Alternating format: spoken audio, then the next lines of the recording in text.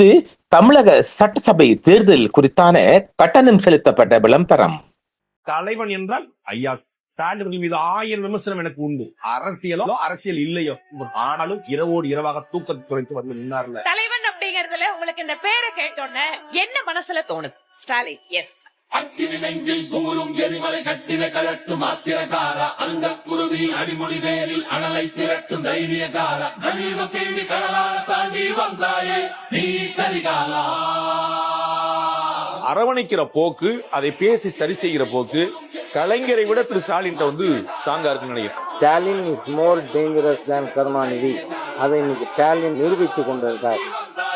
நீ கரிகாலா,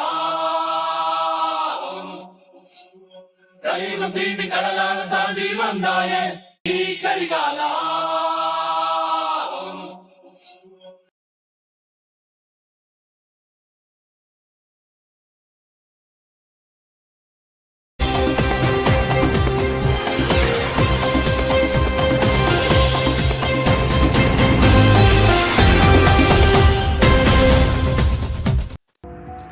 அன்பினர்களே, மிகப்பெரிய ஒரு உளவி செய்தியாக, ஒரு இன்வெஸ்டிகேஷன் ரிப்போர்ட்டாக தருகின்றோம். இந்தியாவில் 2 நாட்டமை நாட்டின் உங்களுக்கு புரியும் இல்ல, நாட்டமை நாட்டின் 2 மிகப்பெரிய உளவு அமைப்பின் 2 உறுப்பினர்கள் கைது செய்யப்பட்டிருக்கின்றார்கள். அதிலும் என்னமாம், சேட்டலைட் போனுடன். என்னடா அங்க உங்களுக்கு அதுங்க, அதாவது காஷ்மீர் ஸ்ரீநகர், அங்க உங்களுக்கு என்ன வேலை? நீ ஏன் அங்க போனாய்? ஏற்கனவே பங்களாதேஷ்ல ஒருவன் பிடிபாட்டான், இந்திய பிரைம் மினிஸ்டர் கொல்லுவதற்கா வந்தவன். நாம அந்த செய்தி தந்திருக்கிறோம். அவன் புடிவாக்கத்துக்கு அவன் அங்க செத்தே கிடந்தான். எங்க டாக்காவில ஒரு ஹோட்டல்ல செத்து கிடந்தான். அவனும் மிகப்பெரிய ஒரு உளவாளி. இப்ப 2 பேர் வந்துக்கிறாங்க சேட்டலைட் போனுடன். அதையும் எப்படி மறைச்சு வச்சு கொண்டாந்துக்கிறாங்க. அதான் இந்தியா கிட்ட இந்த டூப்ப உங்களோட பருப்புல இந்தியா கிட்ட வேகாதுங்க. அது வேற. இப்ப விமான நிலைய ஸ்கேனிங்ல இது காட்டப்பட்டிருக்குது.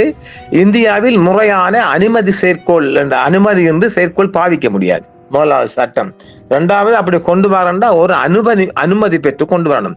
அதுலயும் குறிப்பாக அந்த ஜம்மு காஷ்மீர் பக்கம் எல்லாம் கொண்டு போக முடியாது. அங்க நோக்க என்ன வேலை? அதுல பிடிபட்டவர் பேரை பாருங்க. ஸ்ரீநகர் விமான நிலையத்தில் தடுத்து வைக்கப்பட்டவரின் ஒருவரது பெயர் ஜெஃப்ரி ஸ்காட் என அடையாளம் காணப்பட்டுள்ளது.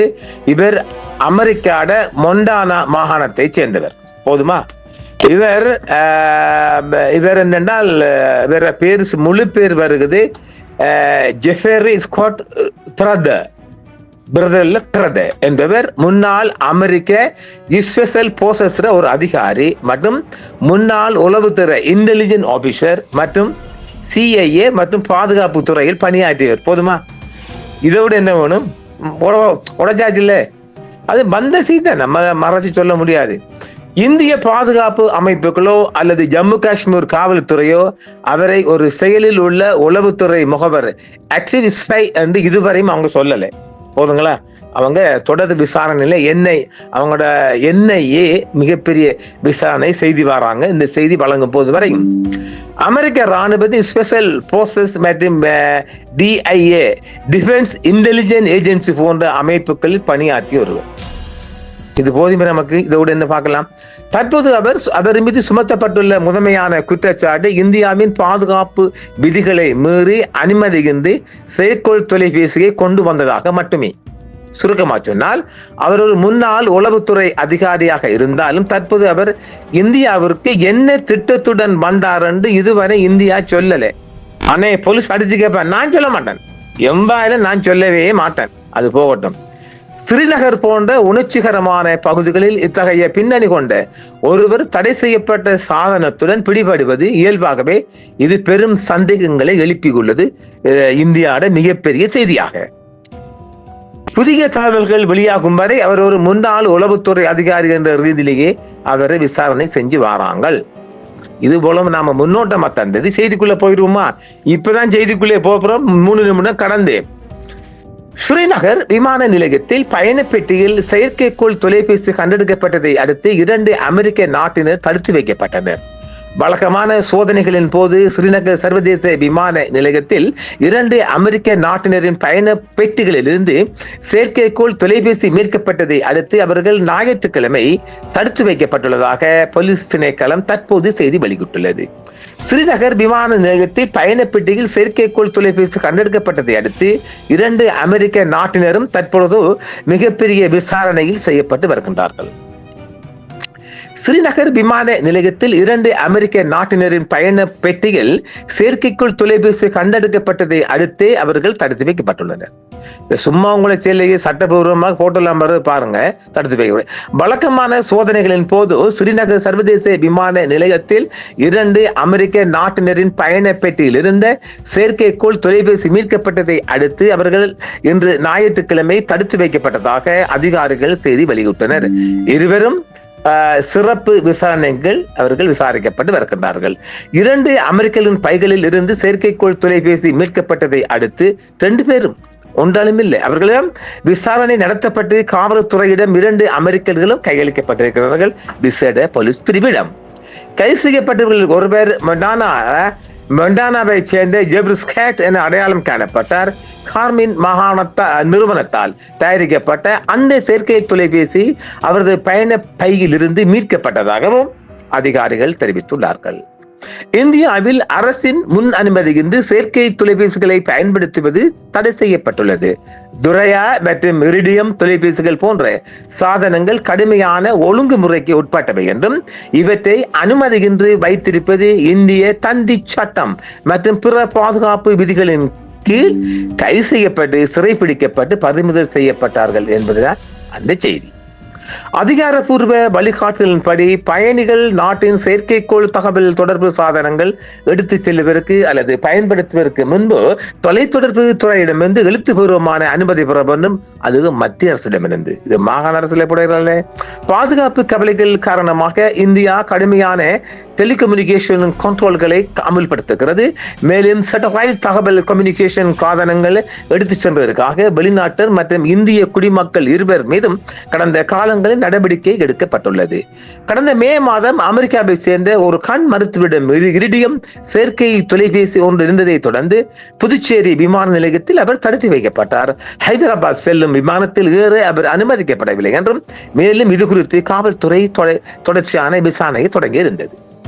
மேலும் நாடு முழுவதும் உள்ள விமான நிலையங்கள் மற்றும் தங்கும் விடுதிகளில் அங்கீகரிக்கப்படாத செயற்கை சேட்டலைட் சாதனங்களை எடுத்து சென்றதற்காக ஒரு சீன குடிமகன் மற்றும் ஒரு பிரிட்டிஷ் நிர்வாகி உட்பட வெளிநாட்டினர் முன்னர் தடுத்து வைக்கப்பட்டதாகவும் அதிகாரிகள் தெரிவித்துள்ளனர். இத்தகைய மீறல்களை கட்டுப்படுத்தும் நோக்கில் ஜனவரி 30, 2025 அன்று இந்தியாவிற்கு விமானங்களை இயக்கும் விமான நிறுவனங்கள், விமானத்தில் செயல்படும் அறிவிப்புகள், வெளிநாட்டு அலுவலகங்கள் மற்றும் விமானத்தில் வெளியிடப்படும் பிரசுரங்கள் மூலம் இந்த தடை குறித்து பயணிகளுக்கு தெரிவிக்க வேண்டும் என சிவில் விமான போக்குவரத்து இயக்குநரகம் உத்தரவிட்டுள்ளது. வெளிநாட்டு அரசாங்கங்களும் இதை கவனத்தில் கொண்டுள்ள அமெரிக்காவும் பிரிட்டனும் வெளியிட்டுள்ள பயண ஆலோசனைகள் செயற்கைக்கோள் தொலைபேசிகள் அல்லது அது போன்ற GPS கருவிகளை இந்தியாவிற்கு கொண்டு வந்தால் 2 கோடி ரூபாய் வரையிலான பெரும் அபராதம், உபகரணங்கள் பறிமுதல் அல்லது கைது நடவடிக்கை மற்றும் சிறைகள் என மிகப்பெரிய தண்டனை இங்கு இருக்கின்றது என்பதும் இந்தியாவுக்குள் இருக்கின்றது. அது இவ்வளவு தூரம் இவர்களுக்கு தெரியுமோ தெரியாது, ஆனால் அவர்கள் அதை கடைபிடிக்க வேண்டும் என்றும் சொல்லப்படுகிறது. இதில் ஒரு விடயம் என்னவென்றால், இந்த ஜெஃப்ரி ஸ்காட் பிரதர் என்பவர் இவர் முன்னாள் ஒரு அமெரிக்க ராணுவ அதிகாரி மட்டுமில்லாமல் ஒரு ஊடகவியலாளர் இருந்திருக்கிறார். எப்படி ஊடகவியலாளர்?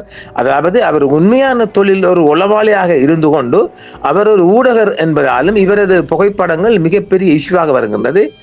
அதாவது இது பொதுவெளியில இவர் தன்னை ஊடகர் என்று காட்டுகிறார். உளவாளி தானே, ஒரு மீடியாக்காரர் என்று காட்டிட்டு இப்படி எல்லாம் செய்வது, இது எதற்காக இவர் வந்தார், இந்தியாவுக்கு வந்த நோக்கம் என்ன என்பதெல்லாம் இன்னும் அது வெளியாகவில்லை. அவர்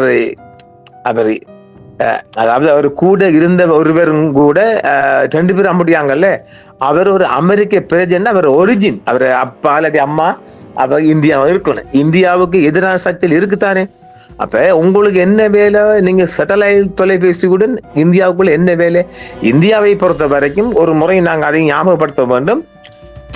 அதாவது இவர்கள் உண்மையிலே அமெரிக்கர்கள் தானா அல்லது இவர்கள் மொஷாட் உளவாளியா என்பதில் எனக்கு தெரியாது. ஏனெனில் மொஷாட் உளவாளியர் ஒரு காலமும் தங்களோட சொந்த நாட்டு ஓன் பாஸ்போர்ட்டை வாரல்ல. அவங்க அமெரிக்காவில் போயிட்டு அங்கிருந்து அமெரிக்கா பாஸ்போர்ட்லாம் மாறுறது. அப்படித்தான் 2 உளவாளிகள் அபுதாபி ஊடாக இலங்கைக்கு வந்து ஒரு 2 days தங்கிட்டு நேரே சென்னைக்கு போறாங்க. இது 2-3 ஆண்டுக்கு நடந்ததுதான். சென்னைக்கு போறாங்க. 2 பேரும் இஸ்ரேல் உளவாளிகள். அவர்கள் சென்னையில் லேண்ட் பண்ண உடனே அங்க இருக்கான கண்ணுல எண்ணெயை தடவிட்டு உடனே ஆட்கள் 2 பேரையும் பிடிச்சி நீ செல்லாது ஏன் இங்க போயிரு என்று வந்த வழியிலேயே கொழும்புக்கு அனுப்பிவிட்டாங்க. கொழும்புல எல்லாம் அந்த எல்லாத்தையும் தாங்குவீங்க இல்லையா, கொழும்பு அங்கெல்லாம் அனுமதிக்க முடியாது. அதெல்லாம் அவங்க சரியா பார்ப்பாங்க. அமெரிக்கா பாஸ்போர்ட் என்றாலே இந்தியாவோட உளவும் போலீஸாருக்கும் பொறிசாட்டிடும் இவங்களை அனுப்பணும். அமெரிக்கா பாஸ்போர்ட்டை யார் சென்றாலும் அவங்களுக்கு சந்தேகம் வந்துடும். நீ அடுத்து அங்க இருக்கிற ஏர்போர்ட்ல இருக்கிறெல்லாம் இந்தியாவின் ரோ அதிகாரிகளுக்கு தெரியும். அது என்னையும் சேர்த்துக்கிட்டாங்க. நம்ம நடந்து போகும்போதே இந்திய அதிகாரிகள் பார்த்து அவங்களோட பார்வையும் நம்மளோட நடைமுறை பாவனையும் பிடிச்சிருவாங்க. மிகப்பெரிய கட்டிக்காரங்க எல்லா ஏர்போர்ட்ல. எனக்கு உண்மையிலே டெல்லி, மும்பை எல்லா ஏர்போர்ட்டையும் நான் போய் பார்த்துக்கிறேன். அதிலே மிக மோசமான ஏர்போர்ட் நான் திருச்சியும் மதுரை, திருச்சி, மெட்ராஸையும் சொல்லுவேன். ரொம்ப கண்ணுக்குள்ள எண்ணெயை தடவிட்டே இருப்பாங்க. நம்மளை சும்மாவே நோங்கெடுப்பாங்க. நம்ம உண்மையிலேயே மீடியாக்கான நம்மளை விதம் அதை முஸ்லீமா தானே போறோம் அப்படி பார்ப்பாங்க. அப்படியாக உளவாளிகள் இந்தியாவுக்குள் என்ற பண்ணுவது கஷ்டம். இலங்கை மாதிரி ஜிஜிபி கண்ட்ரியில் அது பாருங்க. இப்ப ஸ்ரீநகர் கொஞ்சம் அது மிக அதாவது லோக்கல்லாம் மந்திரிப்பாங்க. அவங்க இதை இப்ப எங்க இருந்து இறங்கினா லேண்ட் பண்ணர் எல்லாம் தேடிக்கொண்டிருக்கிறாங்க. இதுல பாட்டு நமக்கு கிடைச்சுடனே நாம தர இருக்கிறோம். இவன் யாரு, எங்க வந்தான், இந்திய பிரதமருக்கு ஆபத்தா, அதெல்லாம் நிறைய இருக்குல்ல. எவ்வளவு ஏன்னா இப்ப ஈரானுடன் இவர் சேர்ந்து பயணிக்காரு. அதாவது ஸ்ரீநகர்ல ஏற்கனவே ஈரானுக்கு மிக அதிகமான ஆதரவும் மிகப்பெரிய பணமும் திரட்டினாங்க. அந்த ஈரான் பெரியவர் இறந்த பிற்பாடு மிகப்பெரிய எதிர்பார்ப்பாட்டம் எல்லாம் கிளம்பிச்சு அமெரிக்க எதிராக. அதை பார்க்க வந்தாங்களா, அல்லது அந்த கூட்டங்களுக்கு எதிராக ஏதாவது சதி வேலைக்கு வந்தாங்களா, அல்லது இந்திய பிரதமர் இப்பொழுது இந்தியாவோட இந்திய பிரதமர் ஓரளவு ஈரானுக்கு சப்போர்ட் இல்லை. நேற்று 2 கப்பல் மேல துப்பாக்கி வெடி வச்சாலும் கூட அவங்க இப்பொழுது ஈரானுடன் ஓரளவு இணைந்து போகின்ற இதையெல்லாம் பார்க்கின்ற போது ஏதாவது சதித்திட்டங்கள் இதில் மறைந்து இருக்குமா என்பதையெல்லாம் இந்தியா ஆராய்கின்றது. பார்ப்போம்.